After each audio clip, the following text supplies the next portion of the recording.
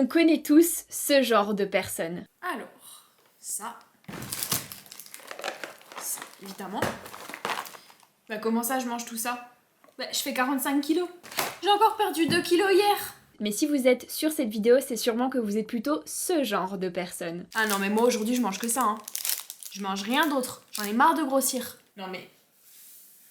J'ai encore pris du bide, c'est pas possible. Non mais j'en ai marre de ce régime. J'ai voulu savoir comment booster mon métabolisme lorsque j'ai voulu perdre du poids il y a quelques années et j'ai plutôt eu de la chance parce qu'il existe une multitude de vidéos qui répondent à cette question. Enfin, je sais pas si on peut vraiment considérer ça comme de la chance parce qu'avec le temps, je me suis rendu compte qu'il y avait beaucoup de bullshit dans ces vidéos. En effet, la plupart des personnes qui réalisent ces vidéos oublient de prendre en compte certains facteurs qui peuvent tout changer. Et de toute façon, s'il y a toujours autant de recherches à ce sujet, je pense que c'est pas pour rien. C'est probablement que les réponses apportées à cette question ne sont pas très efficaces. Alors quels sont ces éléments qui peuvent tout changer? C'est ce que nous allons voir aujourd'hui. Il y a quelques temps, je vous avais fait une vidéo où j'avais comparé le profil type d'une personne en surpoids avec le profil type d'une personne en sous-poids et ça vous avait beaucoup plu. Alors aujourd'hui j'ai décidé de refaire pareil en pointant du doigt des nouvelles différences très intéressantes que j'ai relevées. Mais avant de commencer, on va faire un petit rappel sur le métabolisme car bien souvent c'est une notion mal comprise et en plus c'est essentiel pour que vous puissiez bien comprendre la suite. La plupart des personnes ont tendance à confondre les besoins caloriques du métabolisme basal avec les besoins caloriques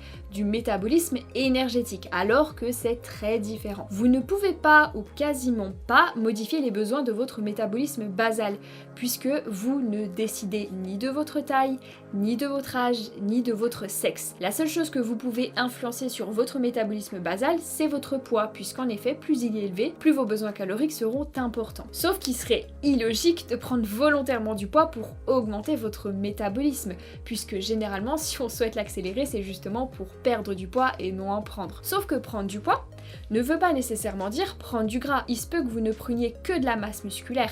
Cela dit, c'est un petit peu plus compliqué. Premièrement, ça vous demande d'avoir un total calorique parfaitement adapté, puisque si vous mangez trop peu, vous ne prendrez pas de muscles, et si vous mangez trop, vous prendrez du gras en même temps que vous prenez de la masse musculaire. D'ailleurs, vous pouvez même ne pas prendre de masse musculaire du tout si votre programme sportif n'est pas adapté. Pour bien que vous compreniez, je vais vous raconter une petite histoire. J'ai une de mes élèves qui rêvait de développer ses fessiers, d'avoir un dos plus musclé, des épaules plus musclées, mais qui malheureusement n'arrivait pas à atteindre ses objectifs tellement elle avait peur de prendre du gras en parallèle, peur qui se traduisait par un apport calorique insuffisant. Mais avec le temps et en faisant un vrai travail sur elle-même, elle a réussi à dépasser ses peurs, ce qui fait qu'elle a pu obtenir de vrais résultats. Alors certes, son métabolisme basal s'est accéléré puisque grâce à cette prise de muscle, elle mange plus de calories qu'avant sans prendre de poids, mais cette différence de calories, comme vous pouvez le voir, reste faible. Alors je sais pas vous, mais moi quand j'entends certains influenceurs fitness,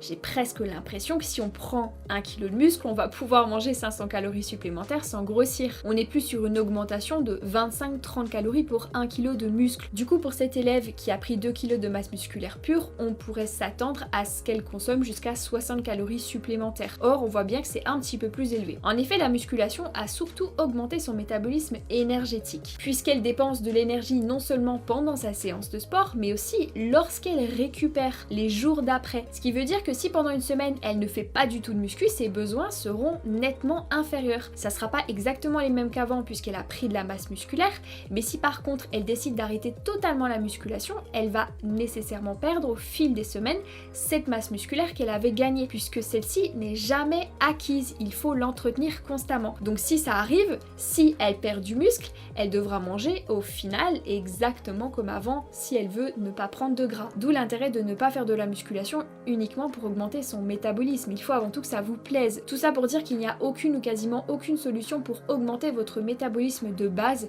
puisque celui-ci dépend en très grande partie de votre génétique. Contrairement à votre métabolisme énergétique, qui lui va être influencé par les choix que vous faites. Enfin, en partie car une personne de 70 kg va nécessairement dépenser plus de calories sur une course de 10 km qu'une personne de 50 kg, étant donné que la personne de 70 kg a entre guillemets plus de poids à porter. Mais en contrepartie, la personne de 70 kg a des besoins caloriques plus élevés, donc au final ça s'équilibre. Elle dépense plus, mais elle mange plus. Boire du café comme on l'entend souvent, certes ça marche, mais pour profiter de ses bienfaits, vous devriez en boire tous les jours.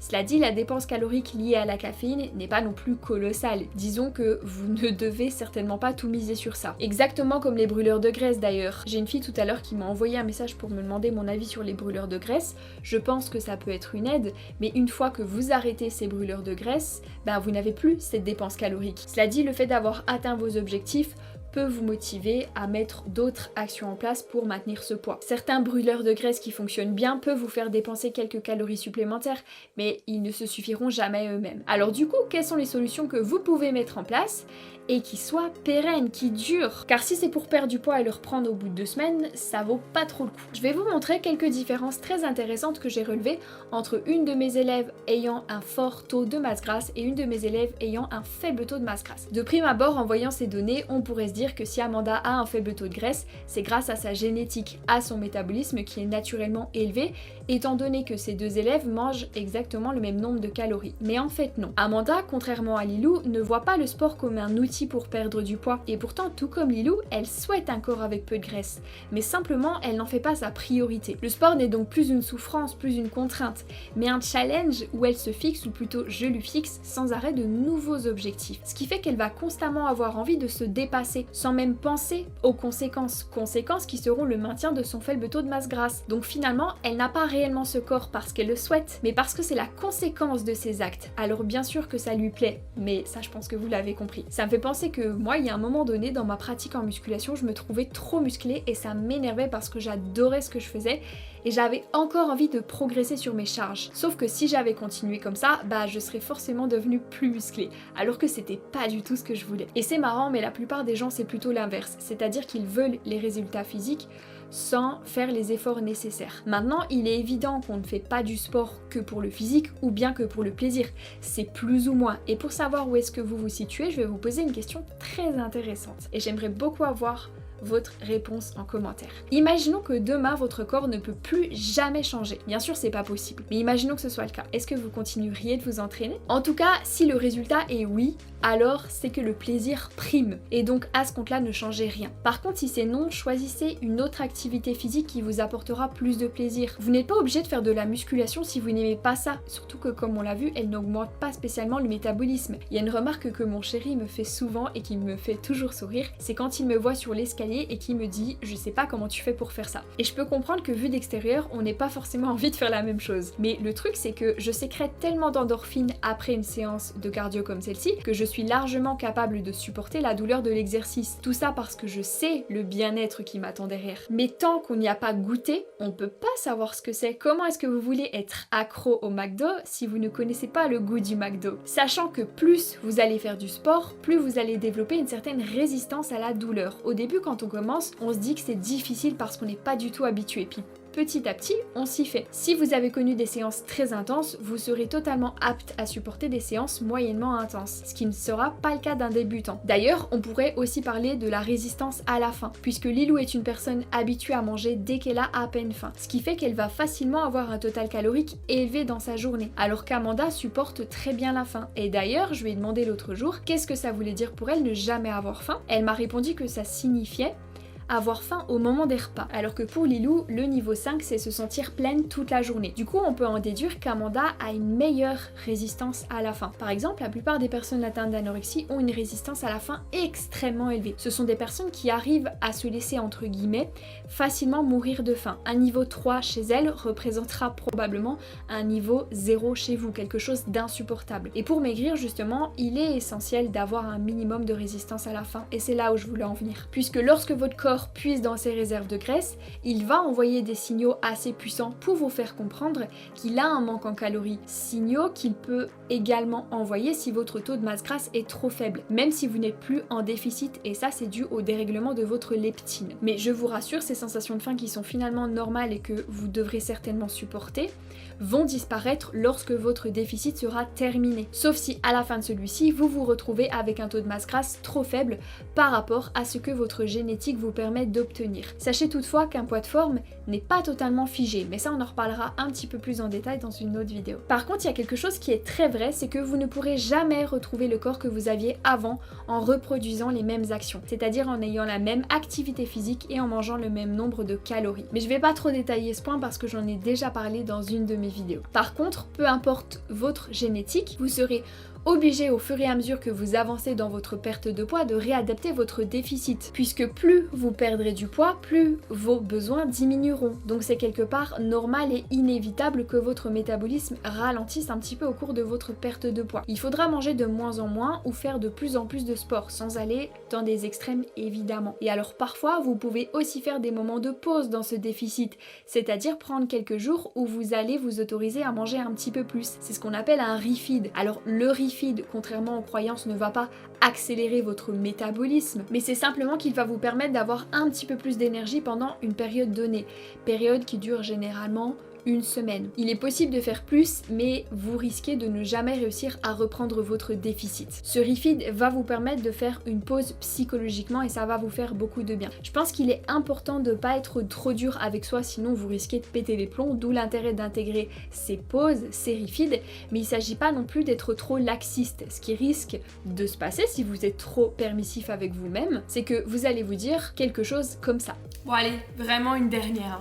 Je te rappelle que je suis quand même en perte de poids. Encore une? Ouais, allez. Oh, c'est pas ça qui va changer grand chose de toute façon. Encore 2, mais après par contre j'arrête, hein. Vraiment. Je peux t'en prendre juste une petite dernière, ça t'embête pas? Oui, je suis toujours en perte de poids, oui. En agissant comme ça, malheureusement, vous n'obtiendrez jamais de résultats et vous risquez de vous retrouver dans ce fameux cercle vicieux. Et alors le refeed, bien évidemment, n'est pas obligatoire. Mais lorsque vous faites un déficit, vous avez 2 méthodes. Soit vous choisissez une méthode plus agressive où vous allez faire un déficit plus important, mais qui du coup va être moins longue et vous obtiendrez des résultats plus rapidement. Attention parce que psychologiquement ça peut être un petit peu difficile. Soit vous choisissez de faire un déficit plus long, mais qui du coup sera plus léger. Là naturellement vos résultats arriveront plus tard. Mais ça sera une méthode plus douce et certainement plus adaptée si par exemple vous avez eu des TCA auparavant. Donc ça c'est vraiment à chacun de choisir la méthode qui lui convient. Sachez quand même que la méthode du déficit calorique plus doux vous aidera probablement plus à conserver de la masse musculaire. Alors que lorsque l'on choisit la méthode du déficit calorique plus agressif entre guillemets, on a plus de chances de perdre cette masse musculaire. Et justement, lorsque l'on choisit la méthode du déficit calorique plus doux, étant donné que ce déficit sera probablement plus long, on aura probablement besoin de ces pauses, de ces refeeds. Alors pour vous raconter une petite histoire, lors de ma dernière sèche, j'étais justement un petit peu trop indulgente avec moi-même. Je comptais mes calories une fois sur 2, je rajoutais quelques aliments par-ci par-là, donc j'avais du mal à sécher car je sous-estimais mes calories. Alors que lors de mes premières sèches, j'étais vraiment carrée. Et si je vous en parle, c'est parce que je sais que c'est le cas de beaucoup d'autres personnes. Souvent, on oublie de prendre en compte la cuillère d'huile, le petit chocolat à 16h, puis à 20h. Et quand on comptabilise toutes ces petites choses, on se rend compte que au final ça représente pas mal de calories. Donc c'est très important que vous puissiez bien comptabiliser toutes vos calories et avoir un regard objectif avec vous-même pour que vous puissiez perdre du poids. Alors qu'est-ce qu'on peut retenir de tout ça? Eh bien il n'y a pas vraiment de personnes avec un métabolisme très élevé et des personnes avec un métabolisme très faible. En réalité, si vous avez l'impression que certaines personnes ont un métabolisme très élevé, ce n'est pas parce que génétiquement elles sont programmées comme ça, mais c'est plutôt parce qu'elles font des actions qui les conduisent à dépenser énormément de calories. Souvent on retrouve des personnes avec des caractères très agressifs, des personnes qui bougent beaucoup. Et comme je vous l'ai dit, de toute façon on ne peut pas vraiment modifier son métabolisme de base. C'est tout pour cette vidéo, j'espère qu'elle vous a plu et je vous dis à très vite dans la prochaine, ciao.